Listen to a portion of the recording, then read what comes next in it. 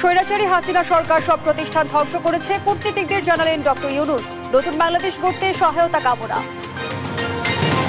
শাপলা চত্বরে গণহত্যায় হাসিনা সহ 34 জনের বিরুদ্ধে মামলার আবেদন। রংপুর আর জয়পুরহাটে সাবেক প্রধানমন্ত্রীর নামে হত্যা মামলা। একান্ত বাধ্য না হলে বিদ্যুৎ জ্বালানির দাম বাড়াবে না অন্তর্বর্তী সরকার। ব্যবসা বাণিজ্য সহজ এবং নিত্যপণ্যের দাম কমানোতে গুরুত্ব। অবৈধ অর্থ উদ্ধারে সদ্য সাবেক এমপিদের বাড়িতে অভিযানের দাবি বিএনপির। হাসিনাকে ফিরিয়ে দিতে ভারতের প্রতি আহ্বান।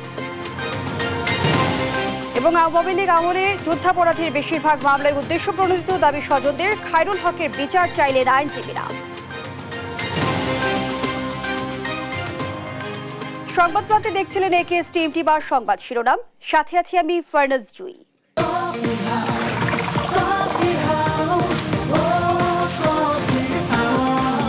কফি হাউস, প্রতি চুমুকে আড্ডা জমে। এবারে বিস্তারিত। অবাধ, সুষ্ঠু ও অংশগ্রহণমূলক নির্বাচনের ব্যবস্থা করতে অন্তর্বর্তী সরকার প্রতিশ্রুতিবদ্ধ বলে জানিয়েছেন প্রধান উপদেষ্টা নোবেলজয়ী ডক্টর মোহাম্মদ ইউনূস। তবে তার আগে দেশের বিচার ব্যবস্থা থেকে শুরু করে প্রশাসন সহ গণমাধ্যমের পুনর্গঠনের ঘোষণা দেন তিনি। দুপুরে রাজধানীর একটি হোটেলে জাতিসংঘ সহ বিদেশি কূটনীতিকদের ব্রিফিংয়ে এ বার্তা দেন অন্তর্বর্তী সরকার প্রধান। এ বিষয়ে পরে সাংবাদিকদের ব্রিফ করে প্রধান উপদেষ্টার প্রেস সচিব শফিকুল আলম। বিস্তারিত থাকছে শামীমা আক্তারের প্রতিবেদনে। ভারত, চীন, যুক্তরাষ্ট্র, যুক্তরাজ্য, রাশিয়া, জাপান সহ বিভিন্ন দেশের অর্ধশতাধিক কূটনৈতিকদের ব্রিফ করেন অন্তর্বর্তী সরকারের প্রধান উপদেষ্টা ডক্টর মোহাম্মদ ইউনূস। সকাল 11:15টায় অনুষ্ঠান শুরু হওয়ার কথা থাকলেও প্রধান উপদেষ্টার অনুষ্ঠানে যোগ দিতে প্রায় 2.25 ঘন্টা বিলম্ব হয়। জাতীয় অতিথি ভবনের সামনে বিভিন্ন দাবি আদায়ে আন্দোলনের কারণে এই বিলম্ব হয় বলে জানিয়েছেন প্রধান উপদেষ্টার প্রেস সচিব। উপদেষ্টা তার বক্তব্যে বলেন, শেখ হাসিনার সরকার দেশের সব প্রতিষ্ঠান ধ্বংস করে দিয়েছে। ছাত্রদের আন্দোলনের মুখে সরকার পতনের পর ছাত্রদের অনুরোধেই দায়িত্ব নিতে হয়েছে তাকে। Hundreds of thousands of our valiant students and people rose up against the brutal dictatorship of Sheikh Hasina. She fled the country, but only after the security forces and her party's student wing committed the country's worst civilian massacre since country's independence. Sheikh Hasina dictatorship destroyed every institution of the country. Judiciary is broken. Democratic banks were robbed with full political patronization. And the state coffer was plundered by abusing power. প্রধান উপদেষ্টা বলেন, দেশের বিচার ব্যবস্থা সহ গণমাধ্যম ধ্বংসপ্রাপ্ত হয়েছে। এর পুনর্গঠনের পরই সরকার একটি অবাধ, সুষ্ঠু, নিরপেক্ষ নির্বাচন নিশ্চিত করতে চায়। Make any promise, but they wanted immediate decision. Until then, they will not let me come out. This is about the implementation of the rules and procedures. It's not about me. I cannot tell you that I'll do this.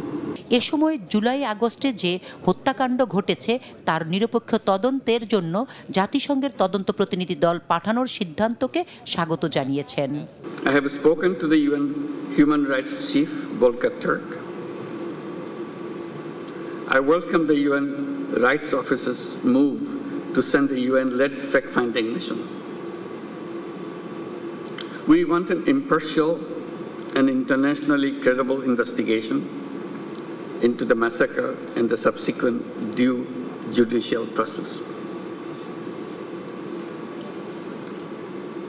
We'll provide whatever support the UN investigators need. Rohingya প্রত্যাবর্ষণে তিনি জাতিসংঘ সহ বিভিন্ন আন্তর্জাতিক সংস্থার সহযোগিতা চেয়েছেন। Everywhere you see. Shamima Akter, দেশ TV, Dhaka.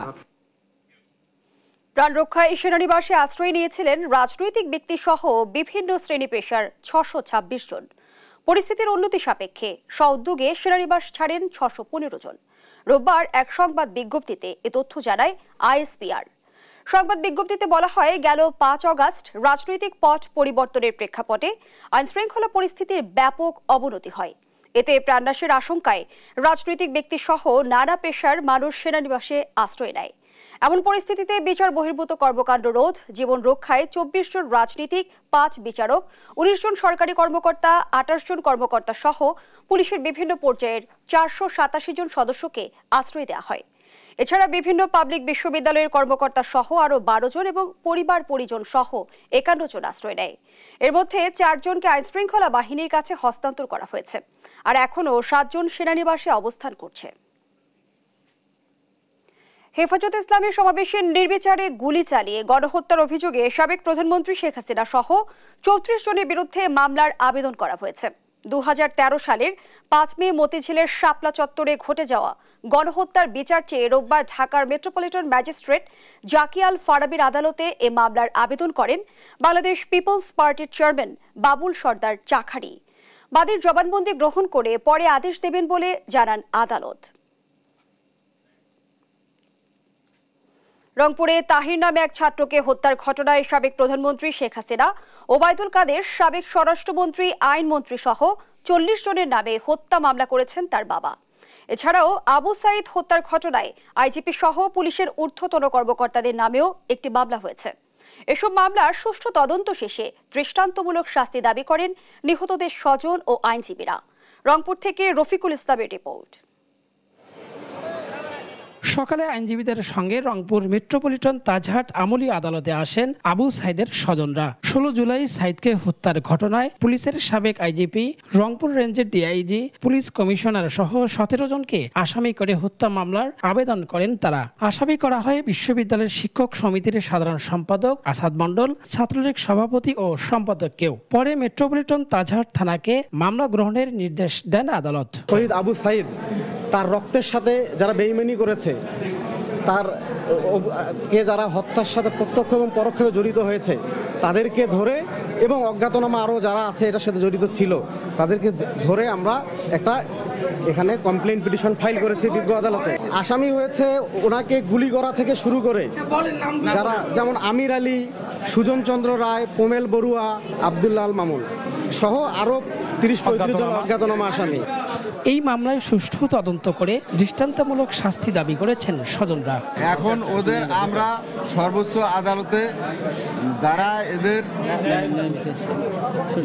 দ্রুত গ্রেফতার করে তদন্তের মাধ্যমে সুষ্ঠু বিচার এবং সর্বোচ্চ যারা এখানকার হত্যাকাণ্ডের সাথে জড়িত ওদের আমরা ফাঁসি চাই।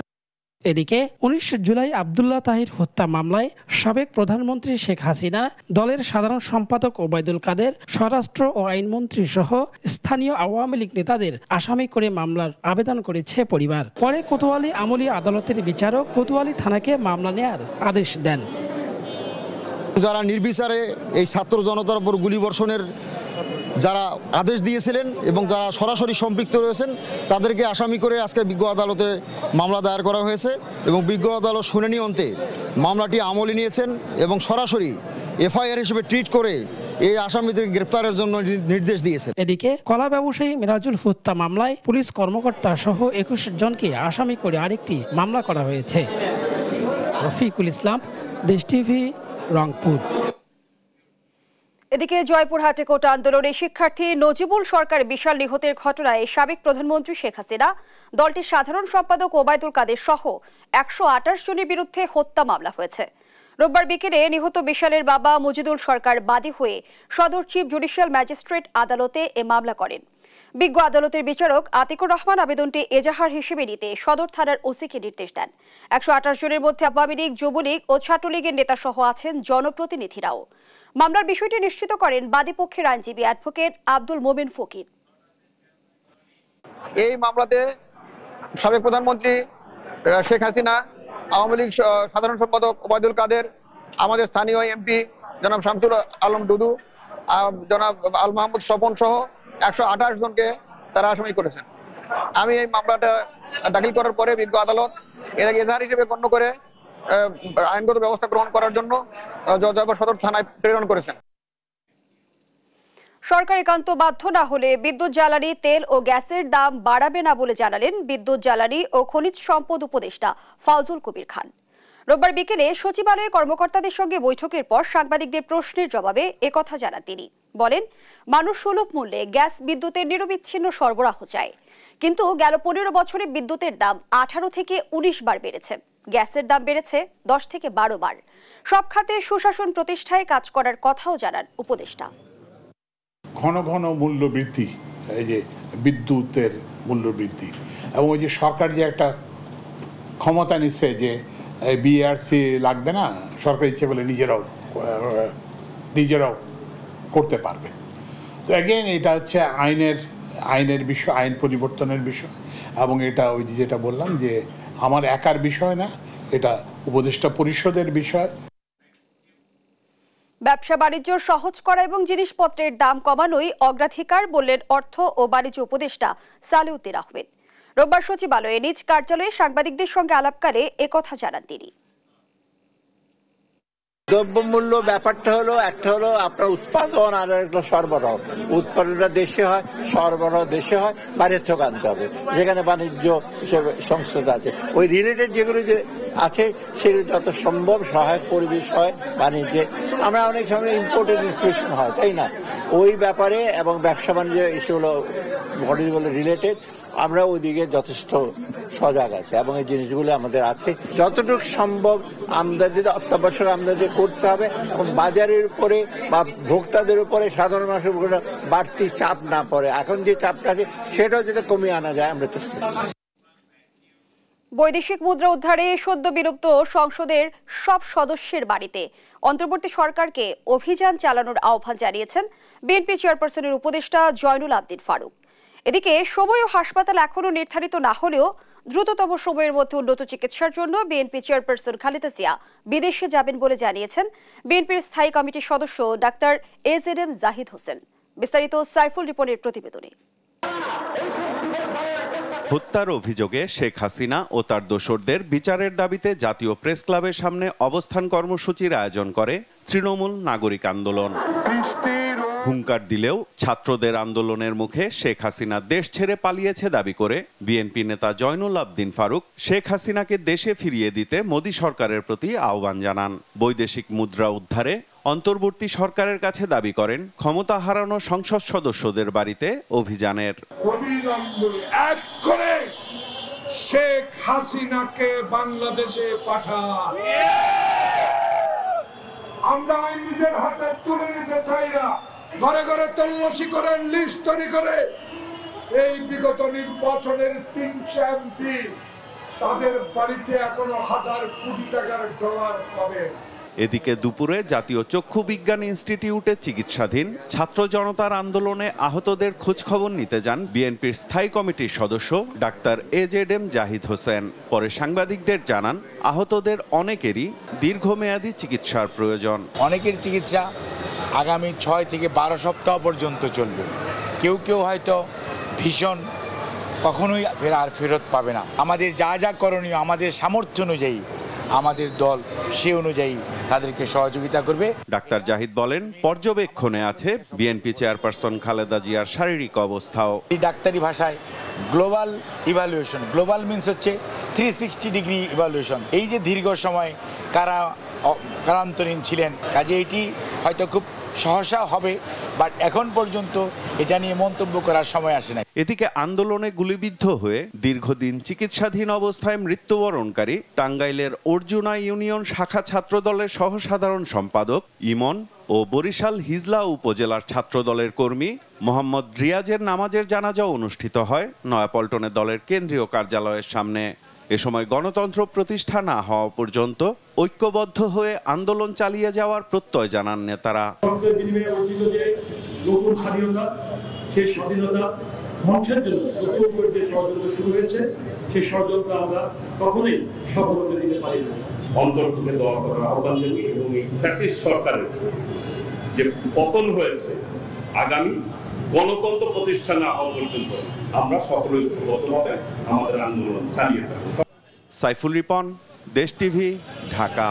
আন্তর্জাতিক অপরাধ ট্রাইব্যুনালে চলমান যুদ্ধাপরাধের বেশিরভাগ মামলা রাজনৈতিক উদ্দেশ্য প্রণোদিত বলে দাবি করেছেন ভুক্তভোগীদের স্বজনরা। সকালে ট্রাইব্যুনালের সামনে মানববন্ধন করে তারা। এ সময় ন্যায় বিচারের স্বার্থে ট্রাইব্যুনাল পুনর্গঠনের দাবি জানান স্বজনরা। সাবরিনা মজুমদারের রিপোর্ট। যে স্বাধীনতার যুদ্ধ দেখেনি তাকে দেয়া হয়েছে রাজাকার তকমা, ঠেলে দেয়া হয়েছে একের পর এক মামলার মুখে। আমার বাবা 1972 সালে জন্মগ্রহণ করে, উনি যুদ্ধাপরাধী মামলার আসামি। একই পরিবারের 5 জন এই মামলার আসামি। এটা হচ্ছে এলাকায় বিদ্যুৎ নিয়ে সমস্যা ছিল, আওয়ামী লীগের নেতা আপনার বিদ্যুৎ এনে দিবে বলে টাকা উঠে টাকা আত্মসাৎ করছে, এটার প্রতিবাদ করার জন্য তারা এই মামলা দিছে। এরকম অসংখ্য আরও ঘটনার নজির বেরিয়ে আসছে, যার প্রতিবাদে রবিবার সকালে আন্তর্জাতিক অপরাধ ট্রাইব্যুনালের সামনে মানববন্ধনে দাঁড়িয়ে আছে ভুক্তভোগীদের স্বজনরা। স্বজনদের দাবি, স্বৈরাচার সরকার তার ক্ষমতা দীর্ঘায়িত করতে এবং রাজনৈতিক প্রতিহিংসায় নিরপরাধ ব্যক্তিদের মিথ্যা ও হয়রানিমূলক মামলায় ফাঁসিয়েছে। বীর মুক্তিযোদ্ধা আমার স্বামী এবং দেওর দুজনই 8 বছর আগে আমার স্বামীরে তারা জেলে ঢুকাইছে মিথ্যা মামলা দিয়া, 4-5টা মামলা দিয়া। মুক্তিযোদ্ধা আমরা সাক্ষী দিতে আসবো, আমাদের অনেক থ্রেট করেছে যেন আমরা সাক্ষী দিতে না আসি। আমার একমাত্র অপরাধ আজকে 9 বছর আমি কারাভোগ করছি, আমি জামিন পাইছি, কিন্তু একমাত্র আমার ফ্যামিলি একেবারে চিরতরে ধ্বংস হয়ে গেছে। আমরা চাই যে সুষ্ঠু তদন্ত এবং নিঃশর্ত তাদের মুক্তি দাবি করতেছি। আমরা দ্রুত ট্রাইব্যুনাল পুনর্গঠন করে মিথ্যা মামলায় ফেঁসে যাওয়া ভুক্তভোগীদের সুষ্ঠু বিচারের দাবি জানান আইনজীবীরা। আন্তর্জাতিক অপরাধ ট্রাইব্যুনালের যে সকল মামলা বিচারাধীন আছেন সেই সকল মামলার আসামিদের পরিবাররা আজকে এখানে একত্রিত হয়েছেন। তাদের দাবি, তাদের পরিবারের এই সকল সদস্যদেরকে মিথ্যা রাজনৈতিক এবং হয়রানিমূলক মামলা করে এই দীর্ঘদিন ধরে কারারুদ্ধ করা হয়েছে। এই ট্রাইব্যুনাল এখন বর্তমানে কার্যকর না থাকাতে, মানে জজ না থাকার কারণে, প্রসিকিউটর না থাকার কারণে, বিচার না হওয়ার কারণে এরাও প্রত্যেকে বয়োবৃদ্ধ, 70, 80, 90 বছর বয়স্ক মানুষ, প্রত্যেকে মৃত্যু পথযাত্রী। সরকার যাতে দ্রুত ন্যায়পরায়ণ বিচারক নিয়োগ দিয়ে এখানে ট্রাইব্যুনালটা পুনর্গঠন করেন এবং বিজ্ঞ দক্ষ প্রসিকিউটরদেরকে এখানে নিয়োগ দেন, দিয়ে বিচারিক প্রক্রিয়ায় তাদেরকে এখানে যাতে খালাসের ব্যবস্থা করা হয়। মানববন্ধন শেষে তারা জানান, আইন উপদেষ্টার কাছে আসামিদের মুক্তির দাবিতে স্মারকলিপি দিবেন তারা। সাবরিনা মজুমদার, দেশ টিভি, ঢাকা। সাবেক প্রধান বিচারপতি খায়রুল হকের বিরুদ্ধে ব্যবস্থা নিতে পাঠানো হয়েছে আইনি নোটিশ। এদিকে আন্তর্জাতিক অপরাধ ট্রাইব্যুনালে তার বিচারের দাবি জানান বিএনপির আইন সম্পাদক ব্যারিস্টার কায়সার কামাল। এর আগে সিএমএম আদালতে তার বিরুদ্ধে করা মামলার আবেদন খারিজ হয়। সাবরিনা মজুমদারের রিপোর্ট। দেশের বিচারাঙ্গনের ইতিহাসে সবচেয়ে সমালোচিত নাম সাবেক প্রধান বিচারপতি এবিএম খায়রুল হক। বিচারাধীন মামলার জট কমাতে কোনো পদক্ষেপ না নিয়ে স্বৈরাচার সরকারের রাজনৈতিক উদ্দেশ্য ও স্বার্থ হাসিলের মামলাগুলোর নিষ্পত্তিতে সহায়ক হিসেবে ভূমিকা পালনের অভিযোগও রয়েছে তার বিরুদ্ধে। সংবিধানের ত্রয়োদশ সংশোধনী বাতিল করে দেয়া আপিল বিভাগের রায় পরিবর্তনের দায়ে প্রতারণা ও জালিয়াতির অভিযোগে 13ই আগস্ট আইন কমিশনের চেয়ারম্যানের পদ থেকে পদত্যাগ করেন সাবেক প্রধান বিচারপতি এবিএম খায়রুল হক। রোববার দুপুরে এক সংবাদ সম্মেলনে বিচার ব্যবস্থাকে ভুলণ্ঠিত করা এবং গণতন্ত্রকে হত্যা করার অভিযোগে সাবেক এ প্রধান বিচারপতিকে আন্তর্জাতিক অপরাধ ট্রাইব্যুনালে বিচারের দাবি জানান বিএনপির আইন সম্পাদক ব্যারিস্টার কায়সার কামাল। মহামান্য প্রধান বিচারপতি, মাননীয় প্রধান বিচারপতির আসনটাকে উনি কলুষিত করেছেন। শেখ হাসিনার এবং আওয়ামী লীগ তাদের একক ইচ্ছার প্রতিফলন ঘটাতে গিয়ে এদেশে গণতন্ত্রকে তিনি হত্যা করেছেন।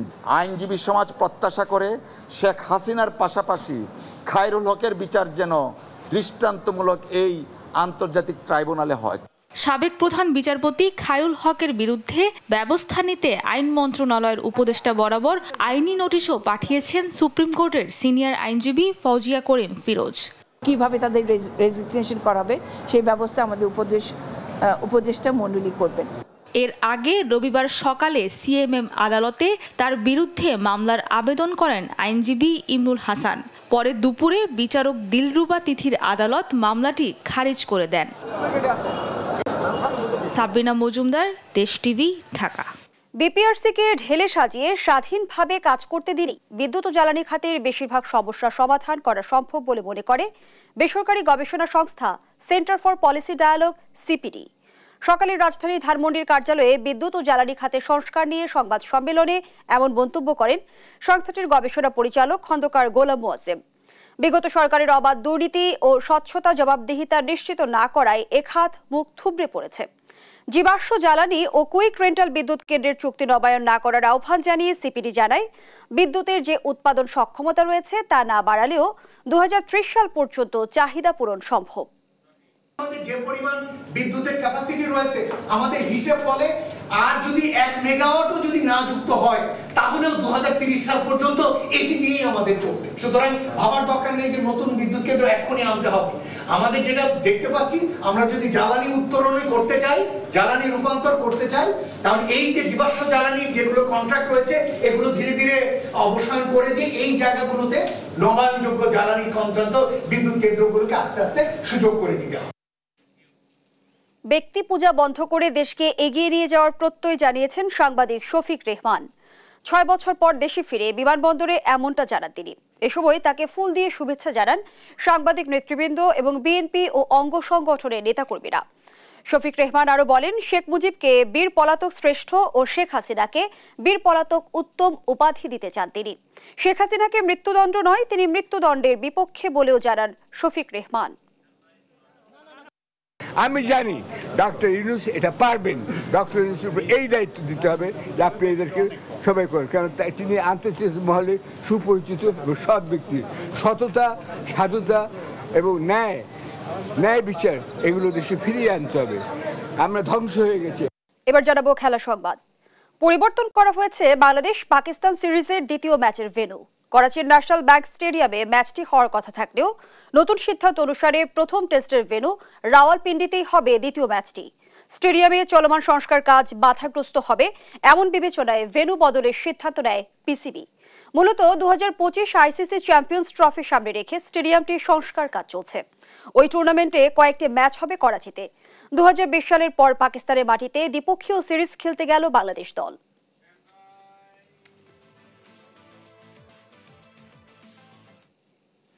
দেশের ক্রীড়াঙ্গনের সাফল্যের জন্য নির্মাণ হতে যাচ্ছে স্পোর্টস ইনস্টিটিউট।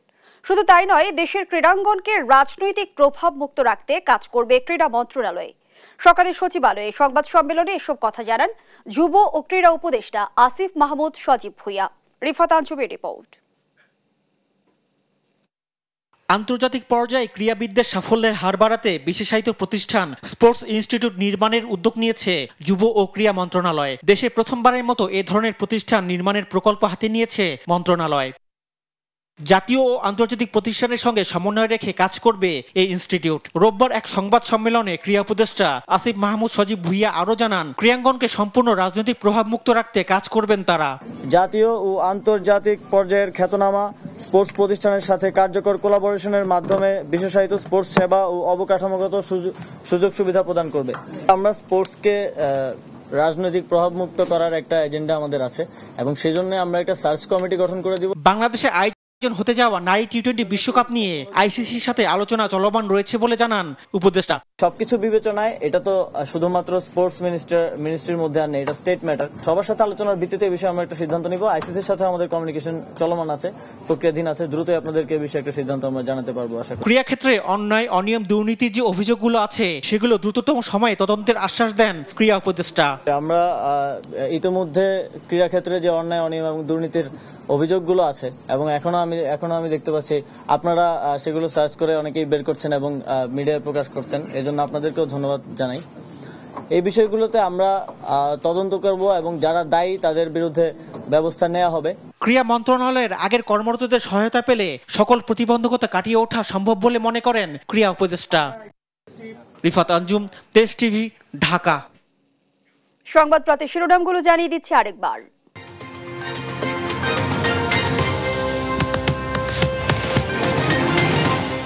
স্বৈরাচারী হাসিনা সরকার সব প্রতিষ্ঠান ধ্বংস করেছে, কূটনীতিকদের জানালেন ডক্টর ইউনূস। নতুন বাংলাদেশ করতে সহায়তা কামনা। শাপলা চত্বরে গণহত্যায় হাসিনা সহ 34 জনের বিরুদ্ধে মামলার আবেদন। রংপুর আর জয়পুরহাটে সাবেক প্রধানমন্ত্রীর নামে হত্যা মামলা। একান্ত বাধ্য না হলে বিদ্যুৎ জ্বালানির দাম বাড়াবে না অন্তর্বর্তী সরকার। ব্যবসা বাণিজ্য সহজ এবং নিত্যপণ্যের দাম কমানোতে গুরুত্ব। অবৈধ অর্থ উদ্ধারে সদ্য সাবেক এমপিদের বাড়িতে অভিযানের দাবি বিএনপির। হাসিনাকে ফিরিয়ে দিতে ভারতের প্রতি আহ্বান। এবং আওয়ামী লীগ আমলে যুদ্ধাপরাধের বেশিরভাগ মামলায় উদ্দেশ্য প্রণোদিত দাবি স্বজনদের। খায়রুল হকের বিচার চাইলেন আইনজীবীরা। এই ছিল এখনকার সংবাদ। রাত পরে বুলেটিন দেখার আমন্ত্রণ রইল। এছাড়া দেশ টিভির সর্বশেষ খবর পেতে ভিজিট করুন দেশ.টিভি। ফেসবুকে আমাদের সঙ্গে যুক্ত থাকুন দেশ টিভি অথবা দেশ টেলিভিশন পেজে। সর্বশেষ ভিডিও পেতে ইউটিউবে আমাদের হ্যান্ডেল @দেশ টেলিভিশন অথবা @দেশ টিভি নিউজ দেখে সার্চ করুন। ধন্যবাদ সবাইকে।